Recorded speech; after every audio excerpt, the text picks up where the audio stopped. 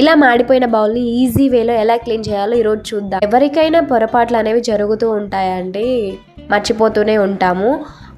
మాడిపోయిన బౌల్లో వాటర్ పోసి అందులో సరుపు, నిమ్మకాయ పిండి, అలానే నిమ్మకాయ దబ్బలతో సహా అందులోనే వేసేయాలండి.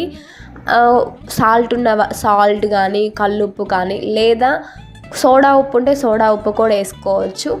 వెనిగర్ కూడా వేసుకోవచ్చు అండి. ఇవన్నీ బాగా చాలా యూజ్ అవుతాయి ఈ మాడిని పోగొట్టడానికి. ఇవన్నీ వేసేసి స్టవ్ మీద పెట్టాలండి. స్టవ్ మీద పెట్టి ఒక అర్ధగంట సేపు అలానే ఉంచాలి. అయితే పొంగిపోకుండా సిమ్లో పెట్టుకోవాలి. ఫస్ట్ హైలోనే పెట్టుకొని తర్వాత సిమ్లో పెట్టుకోండి. ఇలా పొంగు తెరులుతూ ఉన్న టైంలో ఏదైనా షార్ప్గా ఉండే స్పూన్ తీసుకొని మనం ఇలా కలుపుతూ ఉండడం వల్ల మాడిందంతా పైకి వచ్చేస్తూ ఉంటుంది. వాటర్ చూడండి, మీకు అర్థమవుతుంది వాటర్ ఎంత బ్లాక్గా అయిందో.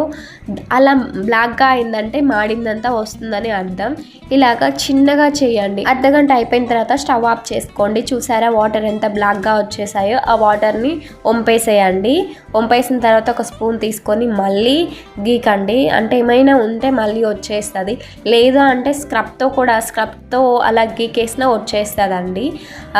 అందులో విమ్ వేసుకొని ఇంకా క్లీన్ చేసేసి ఈజీగా వచ్చేస్తుంది. ఇలా 2-3 సార్లు చేసేయండి, ఈజీగా మాడంతా వెళ్ళిపోతుంది.